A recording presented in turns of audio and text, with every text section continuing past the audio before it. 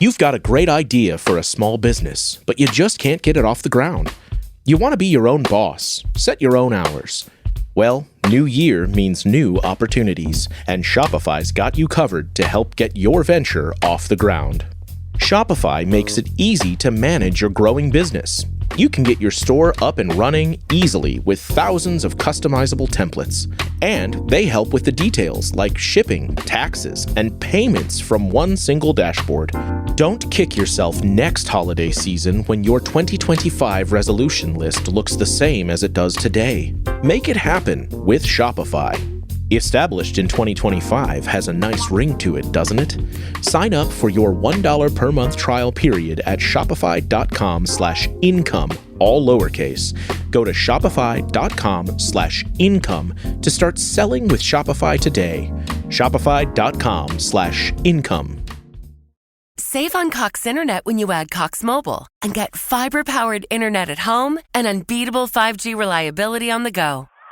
So whether you're playing a game at home, yes, goal, or attending one live, you can do more without spending more. Learn how to save at cox.com/internet. Cox Internet is connected to the premises via coaxial cable. Cox Mobile runs on the network with unbeatable 5G reliability as measured by Ookla LLC in the U.S. 2H 2023. Results may vary, not an endorsement. Other restrictions apply.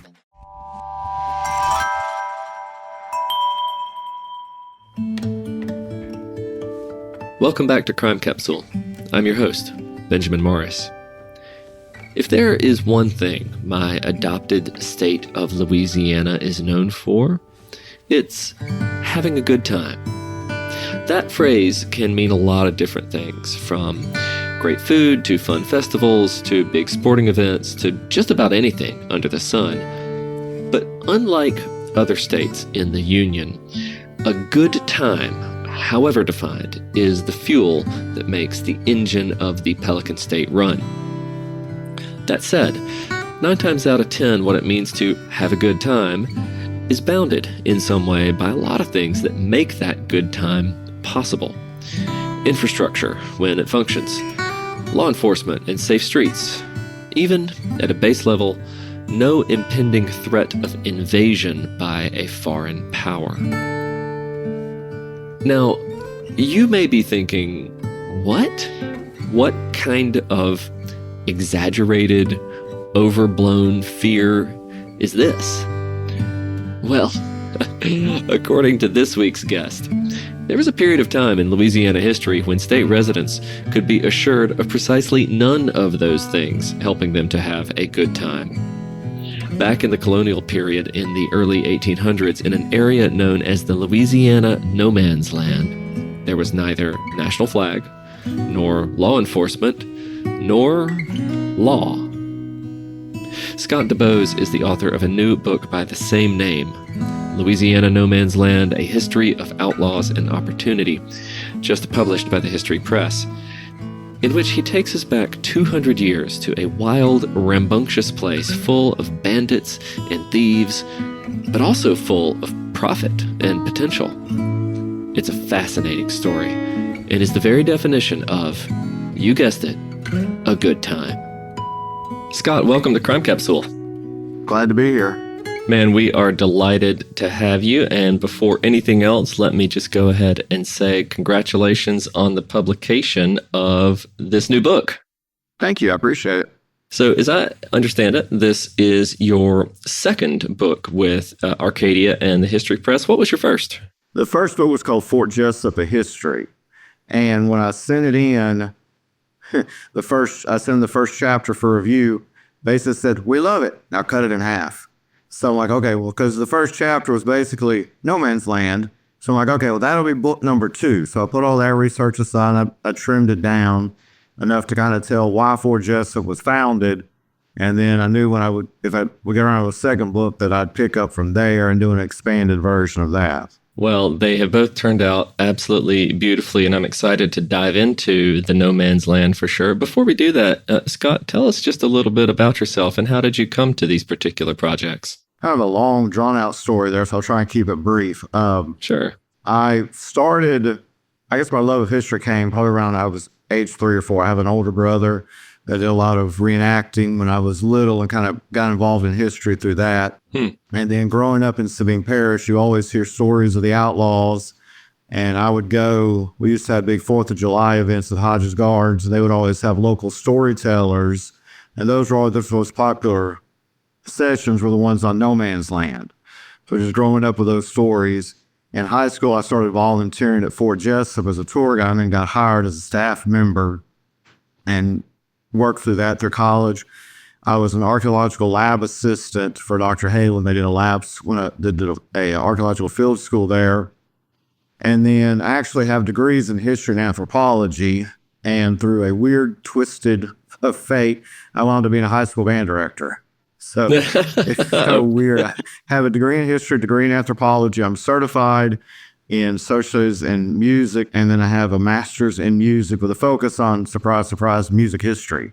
So that's kind of a roundabout. And then my graduate project was on the music of Fort Jesup. Oh, interesting. Yeah, absolutely. The preserved sort of old colonial era tunes and so forth. I am reminded of the great story that Louis Armstrong, another native son of our state and musician, once said, where he said, you know, when it comes to music, I don't care what your last name is or who your daddy is or where you went to high school or any of that. All I care about is, can you pick up your horn and blow? That's right. Good deal. Well, you come from a region of Louisiana that most folks are not very familiar with. Now, when we think of Louisiana in the popular imagination, of course, you think New Orleans, you think maybe Cajun country down in the swamps. And if you're feeling real frisky, of course, you might even think somewhere like up in the hill country of, say, I don't know, Monroe, Shreveport, close to that Arkansas border and up into the hot springs and the Ozarks and so forth. But most folks are not as familiar with central West Louisiana, even though it is one of the most interesting and dramatic landforms of the entire state. Right. It's we've been left out of history for a couple of reasons, but this strip is basically everything that borders Texas, drained by between the Sabine River, which is not later been lake, and the Red River. And culturally, we developed totally different from the rest of the state because we were never part of French Louisiana. Because originally this was all Spanish territory. And then as we'll talk about, it was a neutral strip of no man's land. And then it became part of American territory almost 20 years after the rest of the state was acquired. So we had a very different development. So sometimes we don't feel as connected and other people feel as connected to us, to the rest of the state, as maybe some of those areas that you mentioned. And that leads to, of course, an entirely separate culture, which you don't necessarily find, or one that in some ways came late to the Americanizing influences, which is something that you go into in great detail in your book. Now, you mentioned that you had volunteered and then been hired at Fort Jesup and so forth, which is one of the sort of key sites of this particular area along the Texas-Louisiana border. Can you just give us like a quick thumbnail sketch of Fort Jesup and just kind of why it was important? Sure. Fort Jesup was founded in 1822 by Lieutenant Colonel and future President Zachary Taylor and the men of the 7th United States Infantry. And it was built for two reasons. One was to guard the international border, which at that time was the Sabine River. Mexico had recently won its independence from Spain, and no one was quite sure how relations were going to be between the two countries. Spain had been not always friendly, shall we say, and sometimes overly belligerent. So they weren't sure how the New Mexican nation was going to react to the United States. And it was also open in large part determining law and order of this region and act as a police force and a deterrent to all the outlaws who have been running wild for 20 years. Which we'll talk about here in a due course, but it's kind of interesting because I think many of us today do not fully appreciate what the borderland territory was like in those years as the United States began to look westward and acquire territory and so forth. Now, I am curious. You say you have two books that came out of your original sort of research mass of material that you generated. What was it like researching this particular area and synthesizing all of the things that you learned about the individuals and the places and the military maneuvers and so forth? Where did you get your sources? And then how did you begin to integrate those into this coherent story that forms the book? Yeah, it's frustrating is one word. Of course, with Fort Jesup, I would say that was actually a little bit easier book to write because I was depending mainly on military documents. A lot of them in the National Archives, and we had copies of some of Fort Jesup. Some I was able to acquire through different letters, different journals that I've been able to get archaeological sources, different things. But with the No Man's Land book, I took that basic research, but then you had to go in and kind of decipher because it's so much of it is oral history, which oral history is very important, but sometimes it's not accurate from storyteller to storyteller compared to the historical record. And I mentioned several times in the book that I kind of compare the legends of some of these people, and I'm like, okay, well, this person said this person said this, and the truth is somewhere in the middle. So I kind of tried to, I guess, eliminate some of the most far-fetched examples of some of these legends and kind of look for sources that had a similar story from multiple sources. And of course, you also get into a lot of things anytime of local history where a historian from the 1920s will quote something, and then every other historian after that goes back and quotes the same source. So sometimes trying to find those additional sources was difficult. I was able to go in and do some research in newspapers. And again, I don't know if you call that as much of a primary source as you were some other books, because a lot of these were events that were written about after the fact, maybe 20, 30, 40, 50 years. Still live in memory of when they happened, but not at the actual time. And then I tried to put everything. I've spent most of my history career, you might say, either as a tour guide or a teacher.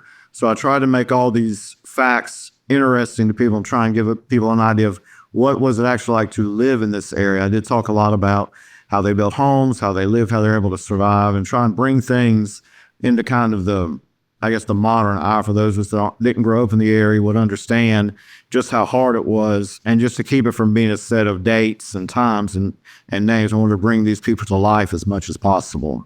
Well, it's absolutely something that you achieve in the book. You really get a sense for the kind of personalities of people like James Wilkinson and the pirate Jean Lafitte, who we'll talk about.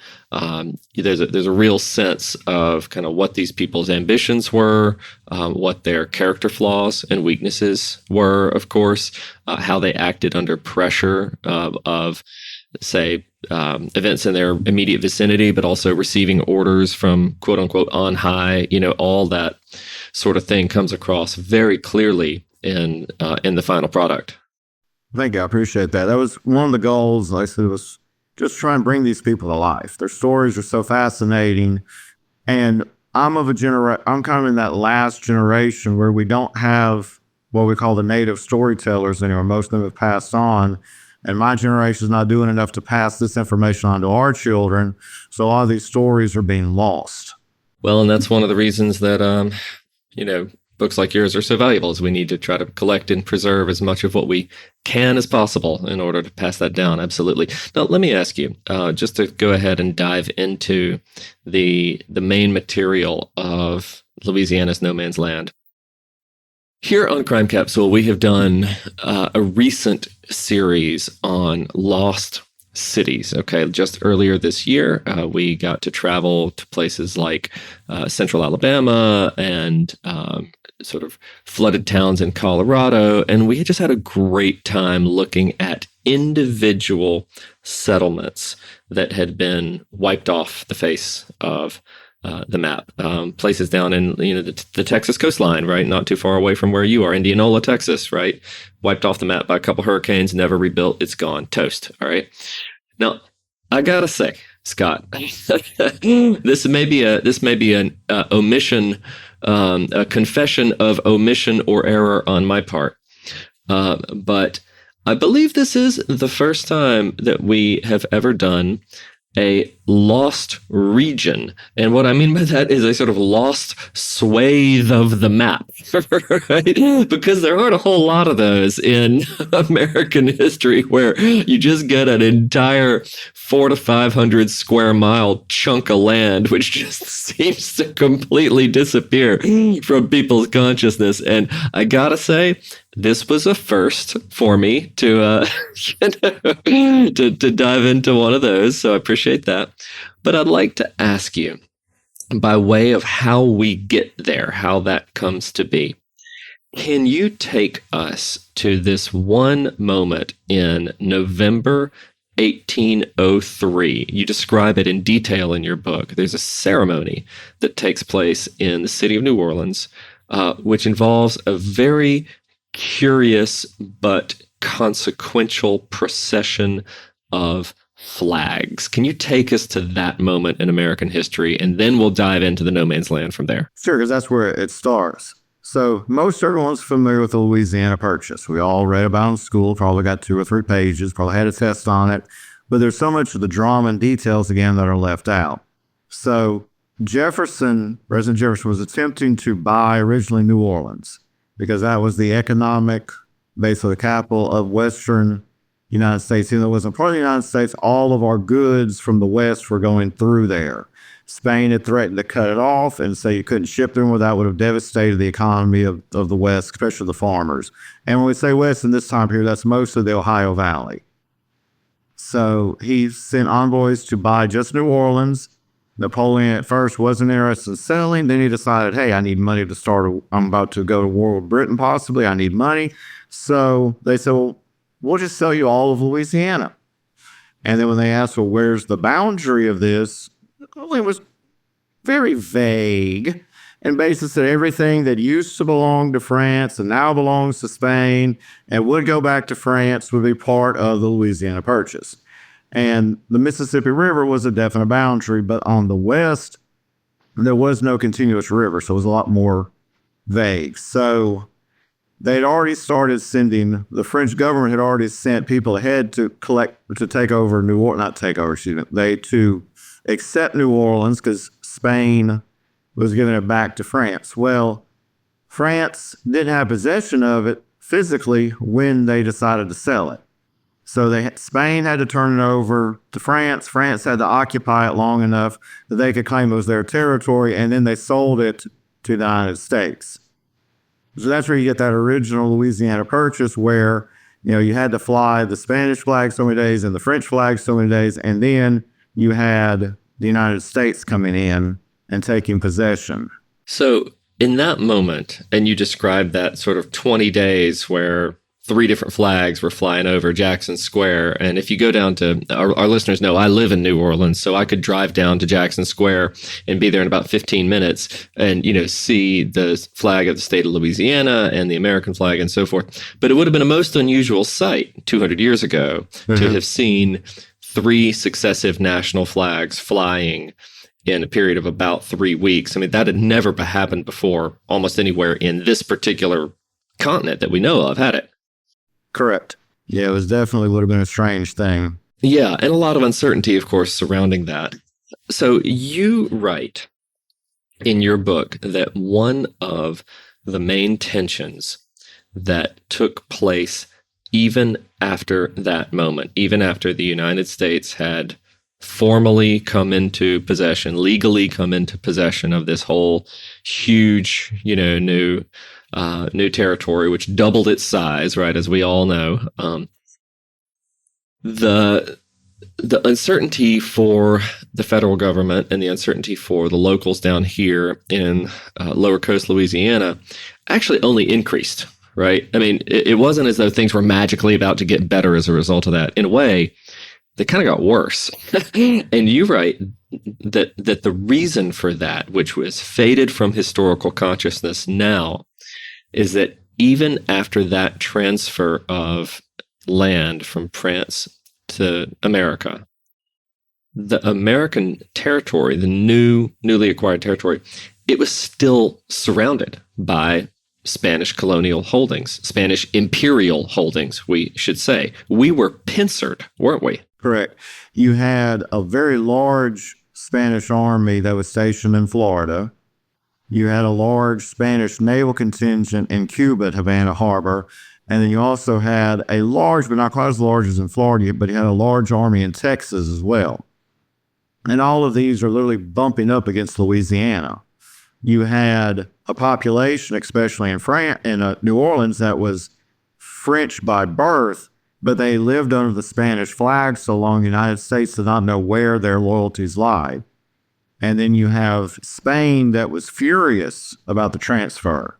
And in fact, when they had signed the treaty to transfer Louisiana from Spain back to France, there had been a clause that Napoleon would not sell the territory to anyone else, because Spain was concerned, because Americans have always pushed west. We were always looking for more land, and you already had an influx in that had moved into Louisiana illegally.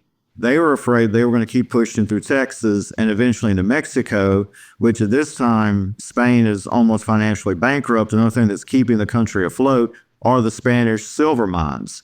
So Spain knew if they lost Mexico, then their country was going to be bankrupt. And of course, as the next decades would prove, those tensions absolutely erupted and flared up and so forth. So can you explain to us then in that moment, 1803, you have the transfer.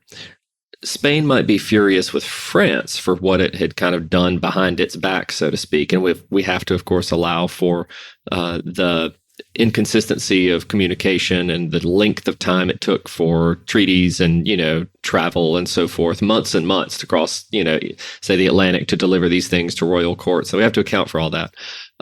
But what was Spain's attitude towards the fledgling United States at this point? Was it outright hostility? Was it more of an uneasy kind of dance, or was it sort of maybe we could be partners on the same continent, but we also just kind of have to keep our wits about us? It was a sense of fear and anger because of the position they've been put in.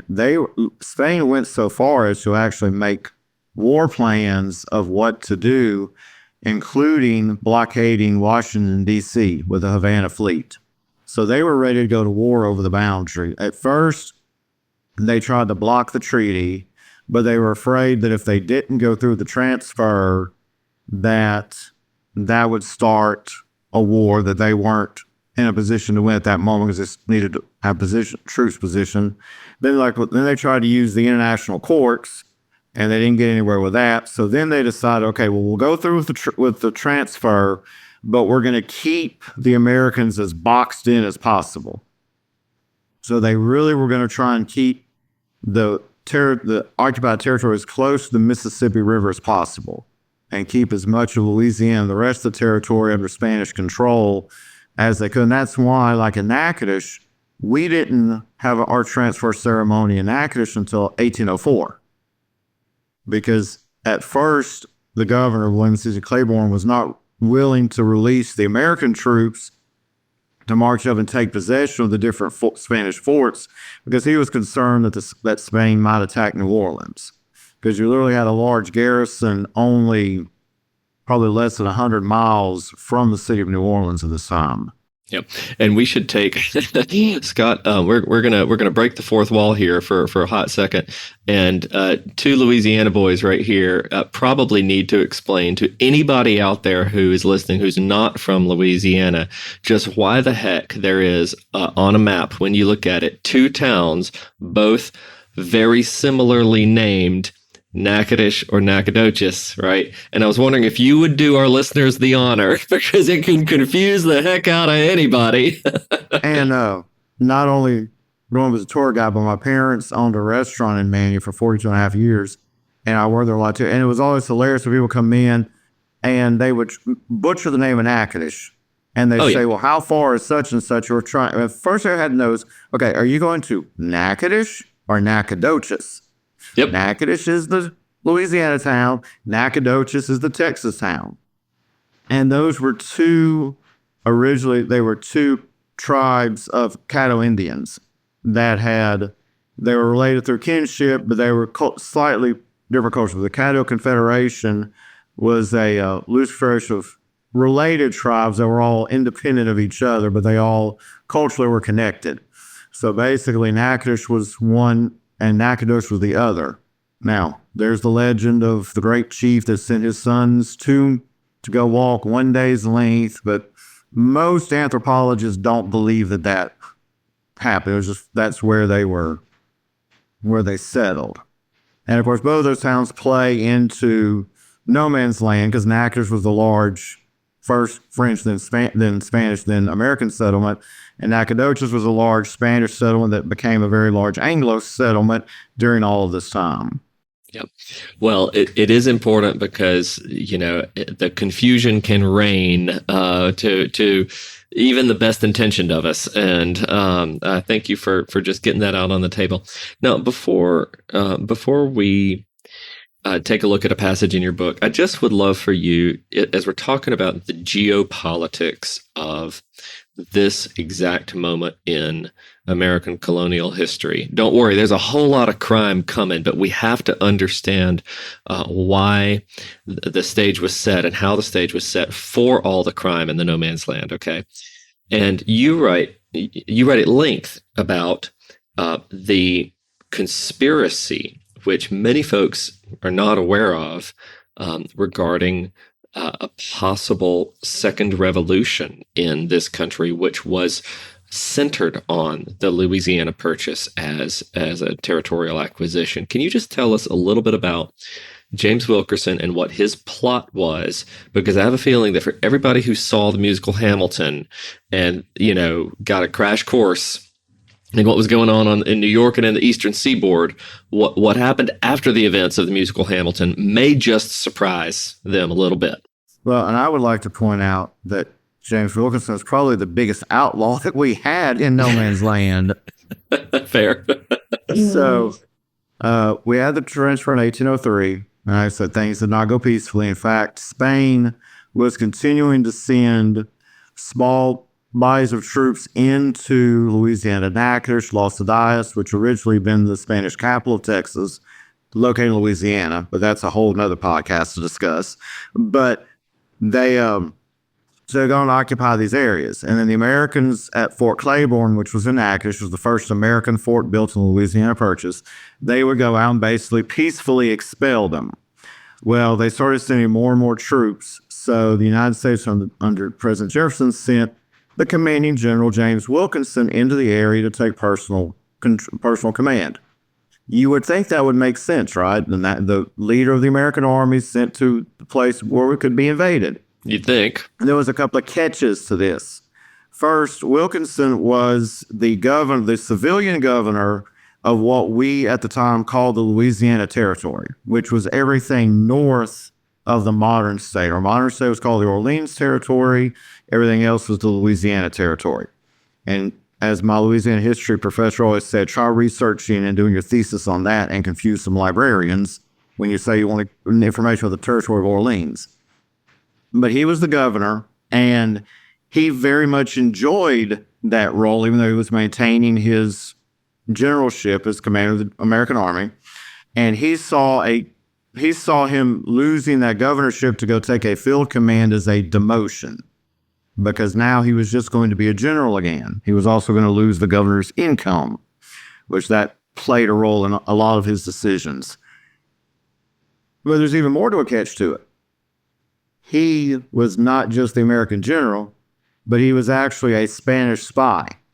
His code name was Agent 13, and he had been in the employment of the Spanish government since the early 1790s, and in fact had helped them come up with a plot to try and separate Kentucky and other parts of the Ohio Valley from the United States to join to their Louisiana Territory.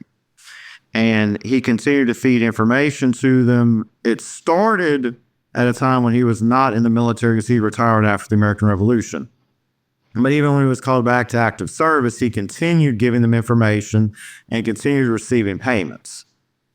So now you have a disgruntled general who's a Spanish spy in what could be the most important international incident in the early United States history. And then we're going to add another layer to it, and this is where our friends of Hamilton come in. Most people know the name Aaron Burr. And if you haven't seen Hamilton, maybe you've seen the milk commercial where, they were talking about who shot Alexander Hamilton. And the guy has the bullet in the glass jar. Yeah, exactly. Mm-hmm. Yeah. So Burr was Vice President of Thomas Jefferson. Our founding fathers did a lot of things right. They did make a couple of mistakes, though. And the first one they made was when they wrote the Constitution, whoever came in second for president became the vice president. So you had the person who was running against the person to become president is now the vice president. And our founding fathers believed that they would put their differences aside and work together for the good of the country. That worked for Washington and Adams, didn't work for anybody else.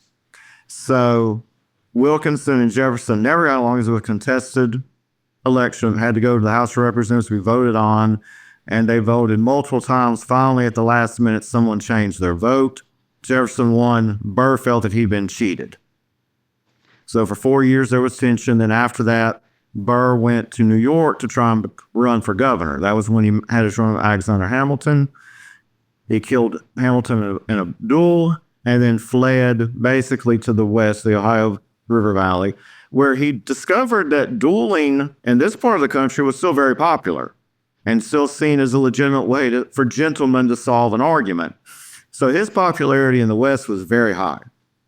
And he came up with this scheme where he was going to separate the Ohio Valley, the Louisiana Purchase, Texas, and join that with Mexico. And he would run this huge empire, and Wilkinson would be his second in command and his military advisor. So now the person who's trying to solve this is now working for 3 different parties. Can I ask you real quick, just for one brief moment? This is arguably one of the most provocative, counterfactual scenarios in the early history of our country. I mean, the what if, right? What if something like that had happened? We would have had just a completely different shape to the entire United States. It would have been bordered by the Atlantic on the east and this new nation of some sort to the west, and then Spain. Right? It's just mind-boggling to think about the implications of that. Do you know, has anybody ever done any kind of like fictional treatment of that, or played out the implications as a what if anywhere? I don't think so. I haven't heard of any. Well, somebody's Netflix series is waiting to be commissioned then. What can I say? Yeah. Well, anyway, please continue. So we get to the point where Burr and Wilkinson meet up, and Wilkinson is plotting, this potential move. But it doesn't end well for either one, does it? Right. Yeah. The short version of it is Wilkinson was sent to Natchitoches. And the whole linchpin for this operation to work, there had to be a war with Spain, because that was the only way that Burr could raise his army of patriotic Americans to go invade Mexico and it be legal. So he needed the cover of war. He also needed the small American army that averaged about 3,000 soldiers at this time, to be distracted enough that they couldn't stop him once people realized what his true intentions were. So there was a couple of things that happened, and Wilkinson in all of this is running the options in his head. If he betrays Spain, then he loses his source of income, which was very large, and they were sending him barrels full of silver coins. If he was found out by the United States, not only would he lose his generalship, but he could also be hung as a traitor. And then if he turned on, and if Aaron Burr wasn't successful, he would lose both of them. So he basically started playing for time to see how it was going to pan out. And what threw his plan off was, as I said, in 1806, Spain had sent a large force into Texas. They crossed the Sabine River and made it about halfway to Natchitoches.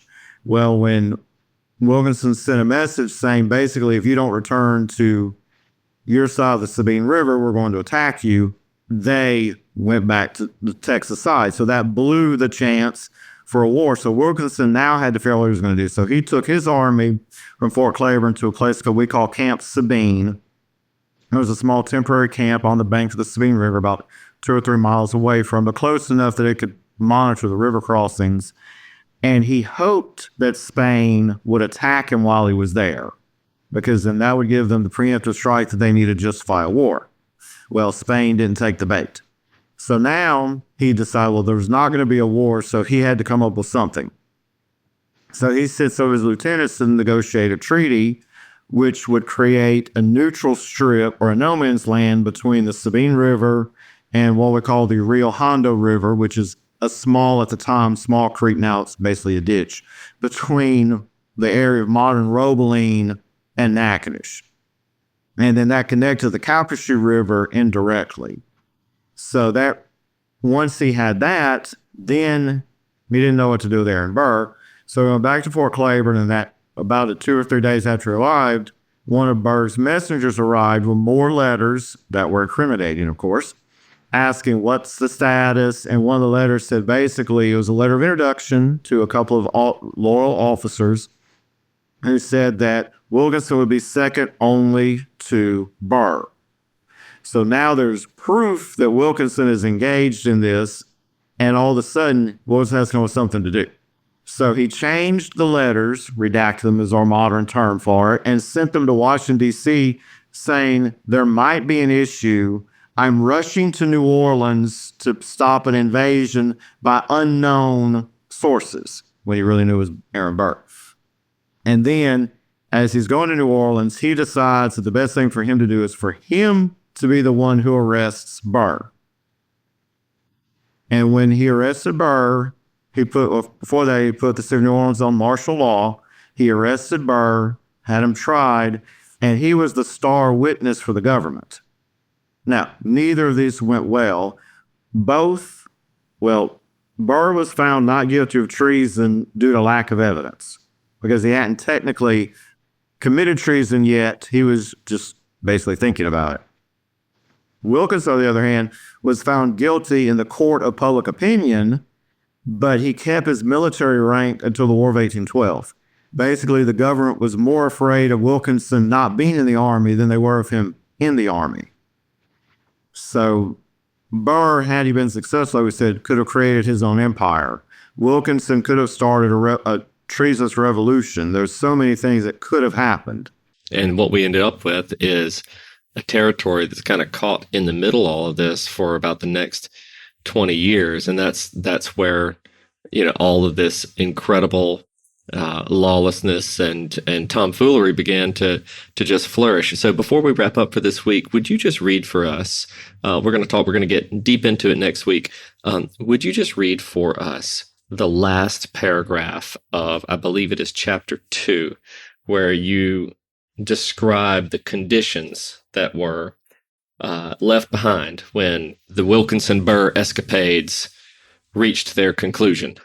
Whether because of patriotism or his own self-interest, James Wilkinson had left the United States with a strip of land, roughly 5,000 square miles, over which neither the United States nor Spain had established law and order.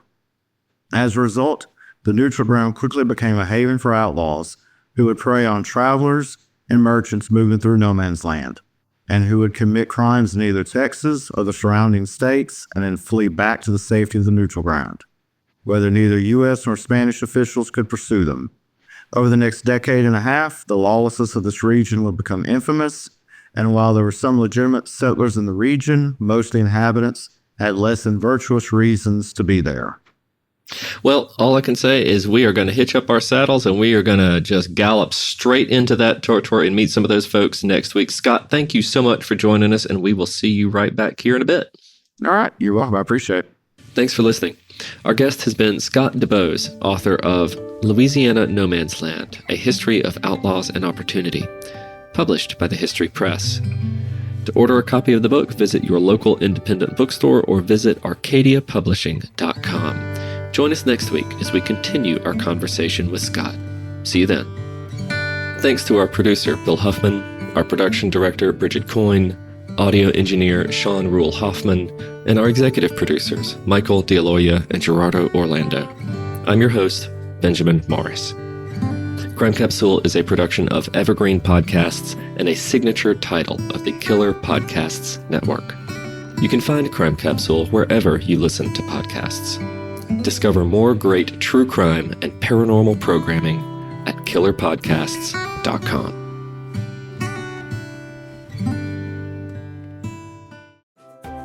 Is the pressure of your wedding day being perfect from sunrise to sunset weighing on your mind? Planning a wedding is stressful. But guess what? We are here to help. On the Bridezilla podcast, we celebrate love and help you plan your wedding day. We're all about keeping it real and having fun every step of the way. So whether you're just starting to plan or counting down the days, we're here to help you stay cool, calm, and collected. We have expert tips and amazing guests like wedding dress designer Haley Page. Let's get this party started and embrace your inner Bridezilla. Listen to Bridezilla wherever you get podcasts or visit us at thebridezilla.com. Are you tired of seeing your teen or young adult struggle on a path that clearly isn't the right fit? Is your teenager confused about which direction to take after high school? The future of work is changing rapidly, and our kids need to know all of the options available after high school so they're empowered to make the choice that is best for them. In each episode, we explore the latest trends that are shaping the opportunities of today and tomorrow. I'm your host, Betsy Jewell, and this is the High School Hamster Wheel Podcast.